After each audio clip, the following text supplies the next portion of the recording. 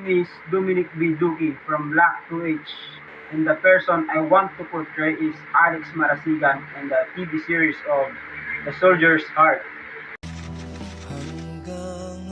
Si Alex Marasigan ay isang sundalo na kayang ibuwis ang kanyang buhay para lamang sa kanyang minamahal na bansang Pilipinas. Siya ay nagtataglay ng isang free-rein leadership style. Kanyang pinagkakatiwalaan ang kanyang kasamahan dahil bilang isang sundalo ay kailangan nating magtiwala sa kakayahan ng bawat isa upang sa ganun ay makamit natin ang kalayaan na ating inaasam. Ako si Alex Marasigan, ang inyong katuwang sa misyong ito, at ako rin ang mamumuno sa inyo. Kailangan ko ang inyong buong kooperasyon upang maisakatuparan natin ang misyong ito. First one, kayo ang bahala sa pagpapantay ng ating kampo.